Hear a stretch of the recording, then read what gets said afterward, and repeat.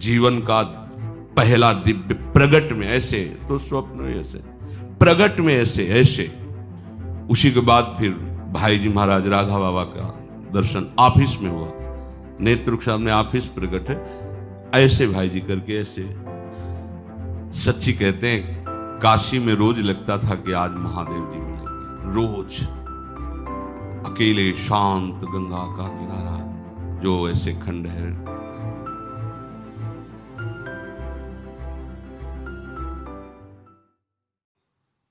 प्राण भय कान में, कान भय प्राण में, ही में न जान परे कान है कि प्राण है।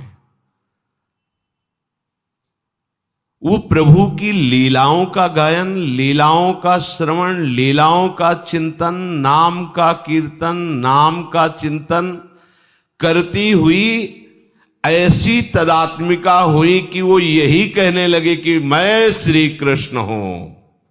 ये स्थिति, इसी के प्रवाह में वो लीला में डूबती है। चिदानंदमय लीला इसी के बाद प्रकट होती। किशोरी महात्मानम किम हि सुकुमारीम नुकले।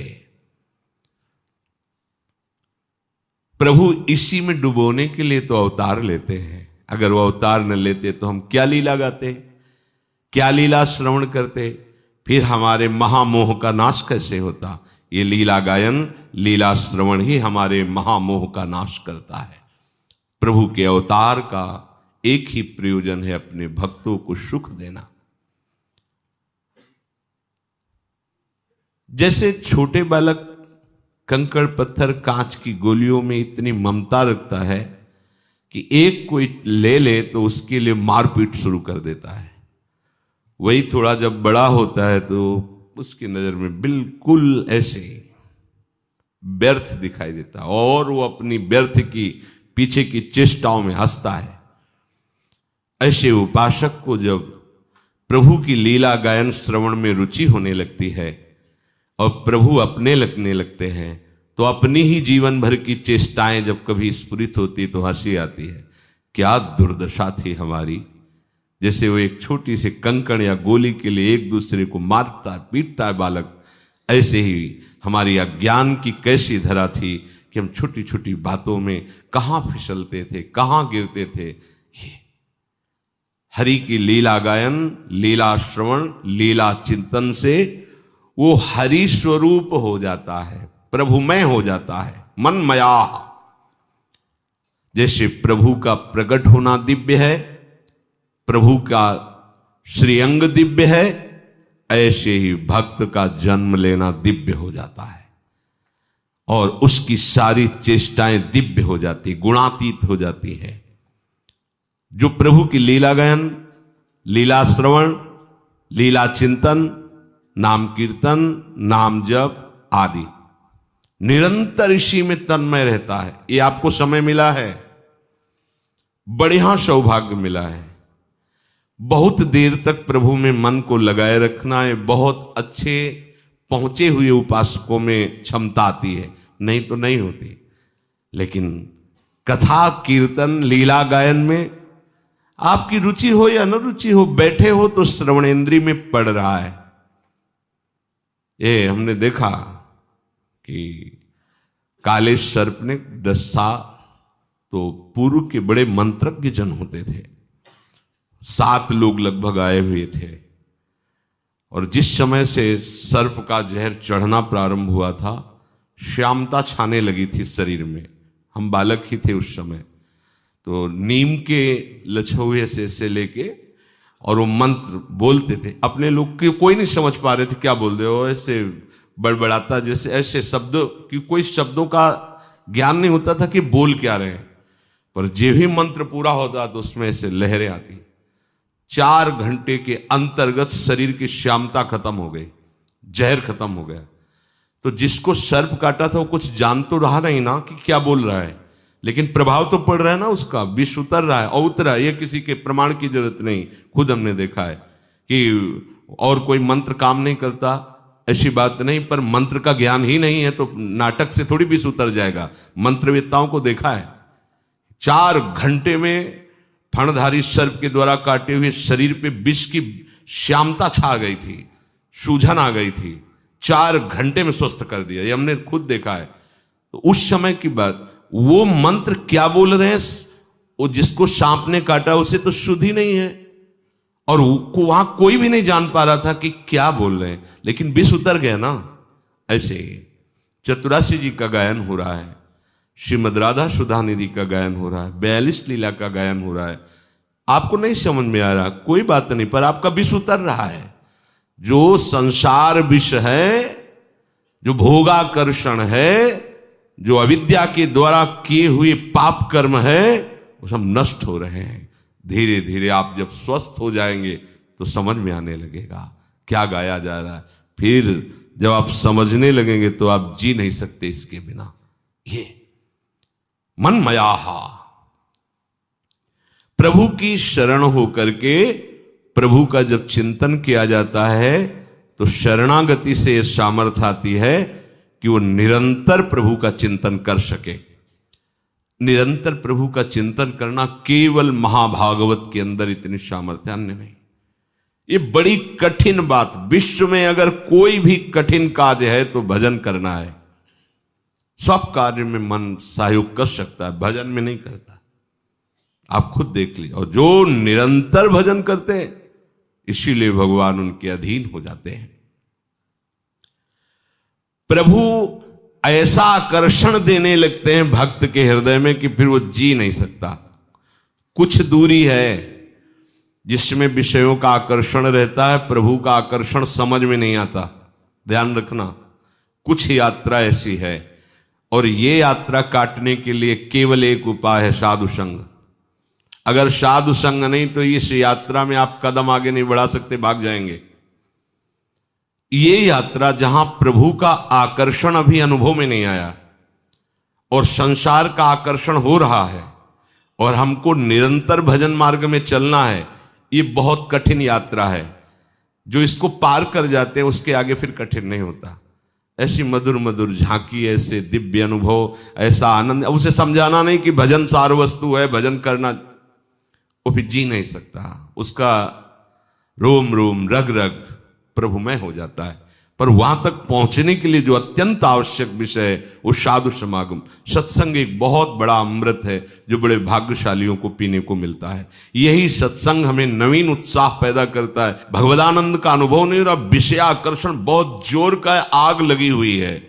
उसको ऐसा लगता है, कहते हैं नाम में रस है, रूप में रस है, लीला में रस है, धाम पूरी चतुरासी जी कई बार गा रहा हूं, सब कुछ कर रहा हूं, लेकिन हृदय वही विषय आकर्षण से कोई आनंद नहीं। तो ये अनुभव की बात कह रहा हूं। इसलिए ये कहीं लिखी बात नहीं कह रहा कि इतना मार्ग सूखा रहता है, वो यहां की बात कह रहा हूं, छाती की बात कह रहा हूं कि कुछ दूरी की यात्रा को केवल मानकर चला जाता है, गुरुदेव की आज्ञा मान करके, और उसमें जो विषय आकर्षण होता है उनको मान करके हम उसका त्याग करते हैं। कोई आनंद बस नहीं त्याग कर रहे हैं। और वो मार्ग केवल उनकी अंगुली पकड़ के ही हम चल सकते हैं, अन्यथा नहीं चल सकते। वो केवल मनोराज्य होता रहता है। और जहां उस सीमा को प्यार किए, वो सीमा क्या है? अपनापन देह भोगों में, संबंधियों में। जहां ये अपनापन प्रभु की तरफ लगा तो प्रभु उसके हृदय में आकर्षण पैदा करने लगते हैं। दिव्य अनुभूतियां प्रारंभ हो जाती हैं जिन पर तुम विश्वास ही नहीं कर सकते। सबसे पहले किसी से संबंध नहीं होना चाहिए। ऐसे तो बहुत से अनुभव होते थे, पर वो जो एक अनुभव हमें शेनपुर में हुआ, बड़ा दिव्य अनुभव। ठीक दोपहर का समय, वहां दिन में कोई नहीं जाता था, रात्रि की तो बात जा रही, दिन में कोई नहीं। कभी ऐसे पूर्णिमा आदि को 2-4 लोग ऐसे, एकदम जंगल, 24 घंटे में 2 रोटी और इतनी अरहर की दाल के सिवा कभी कुछ नहीं था, ही नहीं कुछ कि वहां फल फूल लोग आ रहे जा, कुछ नहीं, एकदम ऋषि भूमि। अब भी है, तपोभूमि है वो। बस वो 2 बजे दिन में वो, तो दोपहर में ऐसे कोई नींद का तो शायद सवाल ही नहीं कि नींद में थे, ऐसे नहीं। एक ऐसे बारंडा टाइप पुराना था, बहुत सी लता, गंगा जी ऐसे सामने लेटे हुए थे, मंत्राकार वृत्ति। ऐसी दिव्य सुगंध आई जो आज तक हमने कहीं वो सुगंध बाह्य में नहीं देखी। लगा कहां से, मतलब सौरभ का जैसे कोई प्रवाह आ रहा हो, और जैसे जैसे सुगंध वो घ्राणेंद्रिय से अंदर आ जाती है, जैसे नशा चढ़ रहा हो। थोड़ी देर में जड़ता शरीर में आ गई, हिल नहीं सकते, एकदम जड़ शरीर, एकदम आंख खुली हुई है, पूरी चेतना है, ऐसे भी नहीं कर सकते, बिल्कुल सीधे लेटे हुए। और ऐसे लेटे लेटे गंगा जी के दर्शन हो रहे थे। एकदम आधा शरीर ऊपर कैसे, जैसे किसी ने उठा के बैठा, और देखा गंगा की धारा से एक श्वेत वस्त्रधारी, दिन है, खुली आंख है, कोई स्वप्न नहीं, कोई तंद्रा नहीं, श्वेत वस्त्र धारण के, श्वेत जटाएं ऐसी, और वो ऐसे चले आ रहे हैं। देख रहे आए और गोद में से सर रखा, ऐसे ऐसे कर रहे, मस्तक को इतनी हम का इन्हीं के अंग से शौरावा, और कुछ बोले थे। वो जीवन का पहला दिव्य प्रगट में ऐसे, तो स्वप्न में ऐसे, प्रगट में ऐसे ऐसे कुछ कहा, कुछ बोले, इसके बाद सीधे ऐसे, और गंगा ऐसा पार आनंद कि वो बताया नहीं जा सकता। ऐसा जब आप उस सीमा को पार कर जाएंगे जहां कहीं किसी से अपनापन नहीं, शरीर से भी नहीं, वहां सैकड़ों बिच्छी ऐसे घूमती थी जैसे काले चींटे घूमते ना, भूरे काले चींटे, ऐसे बिच्छियां घूमती थी, बिच्छखापर, सांप, कई तरह, जंगल पुराना, गंगा जी का एकदम किनारा ना, कभी भी कुछ भी हो सकता है वहां। और दो ही लोग, इधर हम लेटे थे, एक पंजीरी बाबा थे, वो दूर एक उनकी कुटिया थी, उसमें वो लेटे रहते, वृद्ध थे वो, पर बड़े तपस्वी थे, वहां कोई और टिक नहीं सकता था। अनुभव, अपनापन जब तक शरीर से, तब तक दिव्यता का अनुभव नहीं। हम बहुत अंदर लालायित रहे कि इनसे पूछे आपको का परिचय पे, हिम्मत, मतलब वो एकदम ऐसी जड़ता भाव थी कि हिम्मत ही नहीं पड़ रही थी पूछे। बाद में पता चला, वर्षों बाद में पता चला कि अमुक अमुक महापुरुष प्रकट होकर के बताया। भगवान आकर्षण पैदा करने लगते हैं, भगवान आकर्षण पैदा करने। उसी के बाद फिर भाई जी महाराज राधा बाबा का दर्शन ऑफिस में हुआ, नेत्र के सामने ऑफिस प्रकट है, ऐसे भाई जी करके, ऐसे क्या जानना चाहते हो, ऐसे चश्मा ऐसे कर, और पूज्य राधा बाबा बगल में बैठे हैं। तो उसे यही प्रश्न किया था, श्री कृष्ण की प्राप्ति कैसे होगी? ऐसे देखे और बोले, जब श्री कृष्ण बन जाओगे तो श्री कृष्ण की प्राप्ति हो जाएगी।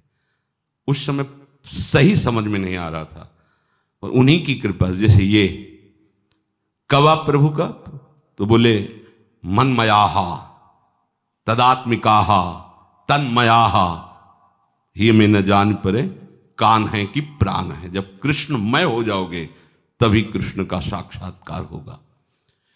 फिर तो झड़ी लग जाती है अनुभवों की। वृंदावन तो चमत्कार का समुद्र है, फिर किसी को समझाने की जरूरत नहीं थी कि भजन करो, भजन आनंद प्रदान, ये सब बहुत, फिर वो तो नशेबाज हो जाता है। प्रभु के नाम का नशा, प्रभु की लीला का नशा। देखो, नशा कहने में लगेगा कि कैसी बात, आशा बसन व्यसन, व्यसन में नशा, व्यसन याति नहीं रघुपति चरित होए तहाँ सुनहि, यही आशा है, यही उनका जीवन है, और यही उनका नशा है। क्या, जहां भगवत चरित्र हो रहे वहां जाकर उनको सुनना या भगवत चरित्र गायन करना। तन्मयाहा, प्रभु में तल्लीनता, प्रभु के विषय में ही विचार और प्रभु के विषय में ही आचरण, फिर ऐसी प्रेम की अधिकता बढ़ती है कि वो भगवत स्वरूप बन जाता है, वो प्रभुमय हो जाता है।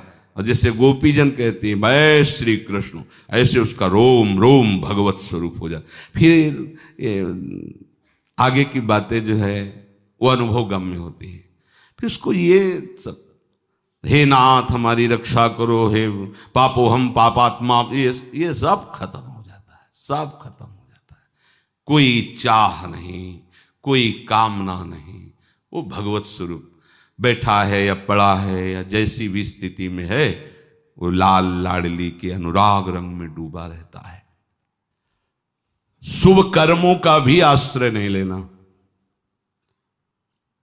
अशुभ कर्म की तो बात क्या, केवल भगवद आश्रय लेना है।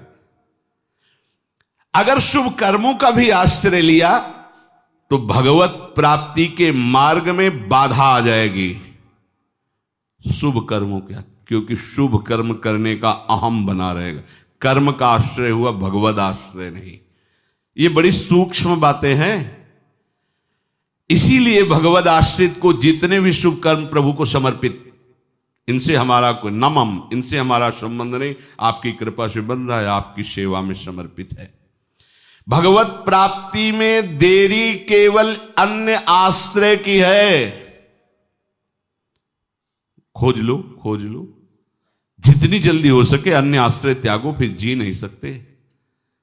फिर बस हृदय आह भर करके रोएगा, आपके सिवा कोई नहीं, आपके सिवा प्रभु, अब तो मिल जाओ। वो मतलब शुरू हो जाता है, शुरू हो जाता, अन्य आश्रय नहीं, अन्य आश्रय नहीं। सच्ची कहते हैं, काशी में रोज लगता था कि आज महादेव जी मिलेंगे। रोज अकेले शांत गंगा का किनारा, जो ऐसे खंडहर, बहुत कई किलोमीटरों तक घाट ही घाट है, 80 घाट, बहुत बड़े बड़े खंडहर पड़े, जो पीछे की तरफ कोई जाता ही नहीं, क्योंकि विश्वनाथ जी जाने का सामने से मार्ग, पीछे से कौन जाता है। शांत एकांत ऐसे रोज, बस कोई अन्य आश्रय नहीं, किसी के पास मिलना नहीं किसी से। अगर कभी ऐसा लगता कोई आ रहा है तो और खंडहर की तरफ अंदर चले जाना। प्रतिदिन लगता था आज महादेव जी मिलेंगे, आज महादेव जी। मन अति हर्ष जनावन तेहि, आज देखे हो परम। अन्य आश्रय है तो ये नहीं आएगा। बस खास बात पकड़ लीजिए, अन्य आश्रय नहीं, एक भरोसो, एक बल, एक आश विश्वास, एक राम घनश्याम हित चातक तुलसीदास। भगवद आश्रित पराधीनता मिट गई, भगवद विमुख पराधीनता और महान दुख। ये किसी भी विषय, हम समझते हम विषय को भोगते, विषय हमें भोगता है, विषय हमें अधीन बना रहा है, हम उसके बिना जी नहीं सकते, ऐसी बात आ जाती है। देखो अविनाशी का बच्चा क्या बोलने लगा, मैं इसके बिना जी नहीं सकता। ये आश्रय की गलती देखो। भोगों का आश्रय, व्यक्तियों का आश्रय, धन का आश्रय, अन्य अन्य आश्रय, कैसी स्थिति, अब इसके बिना हम जी नहीं सकते। संसार के पदार्थों का जब तक आकर्षण होता है तब तक कृष्णाकर्षण का परिचय नहीं मिलता, भगवद आकर्षण का परिचय नहीं मिलता। नहीं, पग पग पर दिखाई देता है कि प्रिया जो कैसे दुलार कर रहे हैं, पग पग पर, प्रति पल प्रति क्षण अनुभव होता है हमारी प्रिया जो हमें कितना प्यार कर रही, प्रति पल उसी प्यार में वो हर समय डूबा रहता है। जब तक स्त्री का आकर्षण, पुत्र का आकर्षण, धन का आकर्षण, विषय का आकर्षण, बड़ाई का आकर्षण, मान का आकर्षण, तब तक भगवदाकर्षण क्या होता है समझ ही नहीं सकते।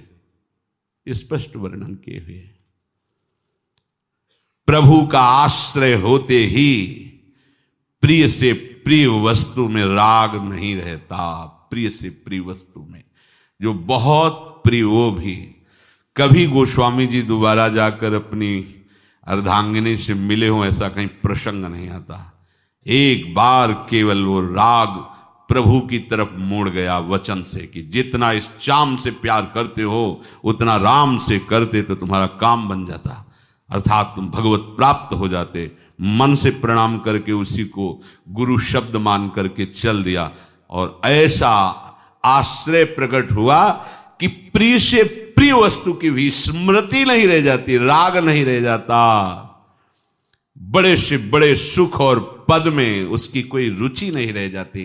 तभी देखो कहते न पारमेष्ठ्यम न महेंद्र धिष्णम, मुझे देवराज इंद्र का पद नहीं, मुझे ब्रह्मा का पद नहीं, योग की सिद्धियां नहीं, मुझे मोक्ष भी नहीं, मुझे अपने प्रभु चाहिए। हर समय उनको निरखता रहूं, उनकी सेवा करता रहूं।